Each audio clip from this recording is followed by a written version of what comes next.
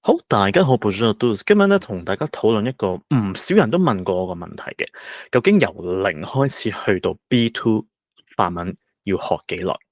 咁我哋先了解下咩叫做 A1，咩叫做 B2 先。咁啊，呢一個咧其實係歐盟所定嘅語言架構嚟嘅。咁好多人都比較熟悉 A1、A2、B1、B2 呢啲 level 嘅。咁加拿大咧嘅計法咧係有少少唔同嘅，但係咧佢嘅移民嘅分數咧其實係要 B2 呢個 level，即係紅色呢一度。咁你先睇下 A1、A2、B1、B2 係咩嚟嘅先。我睇個名先，我放大少少。好。A1 咧，我哋所謂嘅 le tout début，即係所謂白紙一張，完全未接觸過 French 嘅，係啦。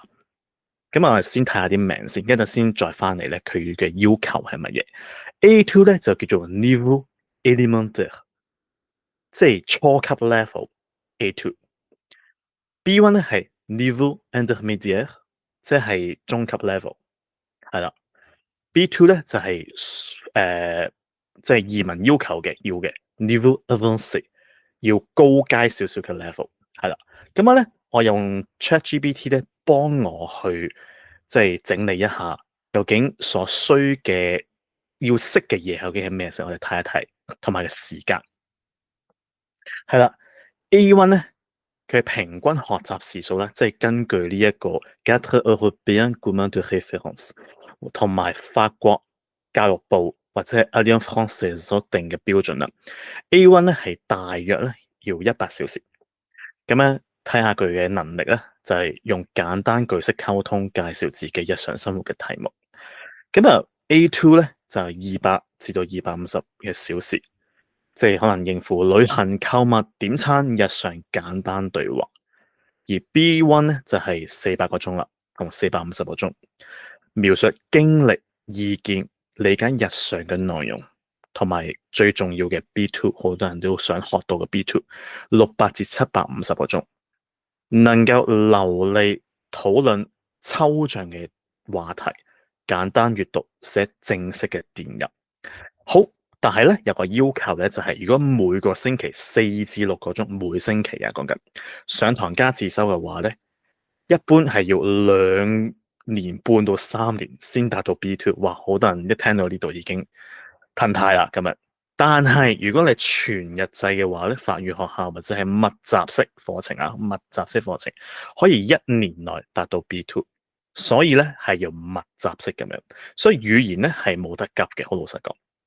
但係如果你能夠，咁當然啦，呢個係平均數值啫嚇。咁學習能力咧就因個別嘅人士嘅能力啊，同埋即係學習程度啊，咁有所唔同嘅。有啲人係快，有啲人真係可以好快都得嘅，所以唔一定嘅。呢個只不過係平均係要咁嘅啫。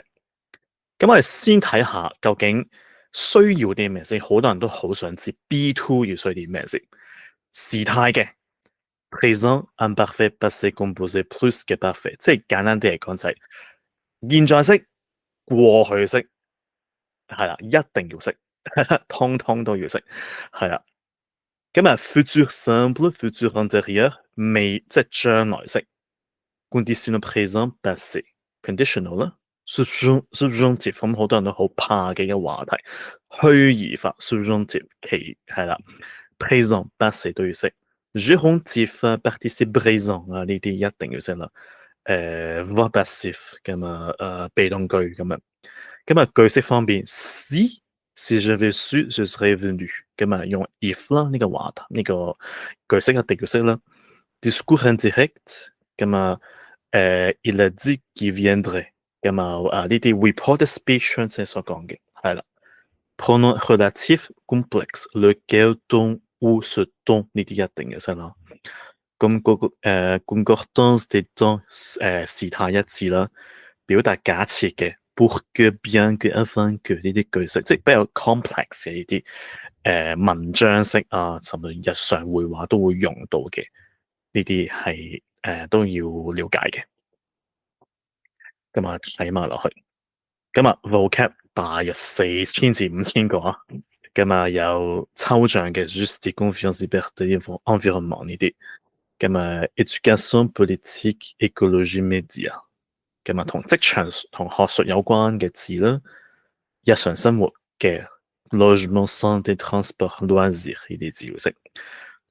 常見嘅動詞不規則動詞咧 être、avoir、aller、faire、dire、pouvoir、vouloir、savoir、venir、voir、devoir、mettre、prendre、connaître 一定要識。係啦，呢啲所謂嘅不規則動詞，但係好常用，一定要識。即係其實咧，要 A1、A2 要打好底咧，因為呢啲已經係 A1、A2 一定要熟晒㗎啦。係啦，反身動詞啊，呢啲啊，se souvenir de s'entendre avec 啊，呢啲 parler de 啊，有 preposition 啊，呢啲 penser à、dépendre de、participer à subjonctif 嘅動詞 falloir、vouloir、douter、que、craindre、que、bien que 呢啲係一定要了解。好，再睇下下一個先。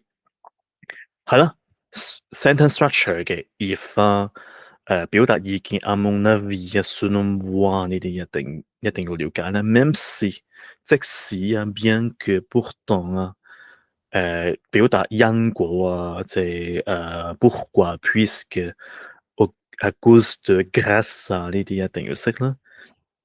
寫 email 啦，即係非正式嘅，即係正式嘅 email 啊，同埋 discussion informelle，即係非正式嘅表達都要嘅。寫作同口語啦，咁啊，即係啲 topic 係要熟悉，譬如學業、工作、文化、社會問題，能夠即時應對考試、面試嘅同埋辯論啊，呢個好重要，因為講法文嘅人咧係好中意辯論嘅，所以無論係考咩試都好啦嘅 oral 咧係有啲辯論係一定要嘅。係當然你唔一定拗贏佢嘅，但係一定要識一啲 technique 嘅，係啦。描述電影、書啊、經歷、表達意見，係啦 ，expressive 嘅一定要識。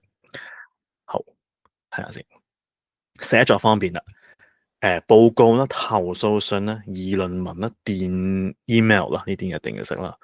係啦，即係呢啲係其實同我哋考英文嘅寫作咧係不相伯仲嘅。聽力啦，即係一定要識新聞、廣播、訪問、電影嘅對話。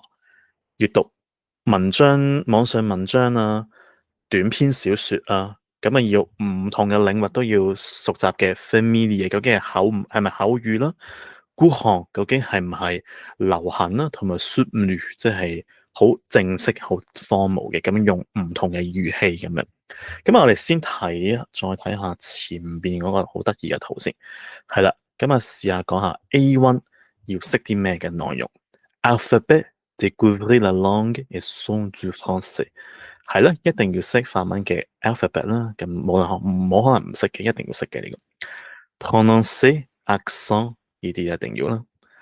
verbe de base 即係啲好基本嘅動詞啊，有啲係不規則嘅 être、avoir、aller、savoir、devoir 等等。咁啊 A2 咧係啦，一定要識嘅一啲唔同嘅情況咧 situation quotidienne、commander、demander、voyager 呢啲。咁啊講過去同將來啦，識寫一啲好簡單嘅simple 嘅 messages 同埋 email。咁 B2 咧要講下自己嘅經歷啦，講自己嘅意見。argumenter、écrire un texte au courrier professionnel， 係你哋識議論啦、議論文啦，識寫professional 嘅 text 同埋 email， 同埋最重要嘅 B2 就係 autonomy， 呢個用得好好啊，即係要自己係能夠有信心去講 French 同寫法文咁樣。comprendre la majorité des textes particuliers à des discussions complexes， 係啦，即係一定要識唔同嘅議題嘅 text 啊，同埋 discussion complex discussions。Vous exprimer de façon nuancée et naturelle， 識得好自然同埋識得分辨出一啲細微嘅內容呢一種表達自己嘅方法係啦，所以其實咧係時間係會耐一啲嘅咁亦都解答好多同學個問題。B2 需要啲乜嘢咁樣？咁啊今日講咗咁多先，有問題嘅再同我傾啦。À bientôt，拜拜。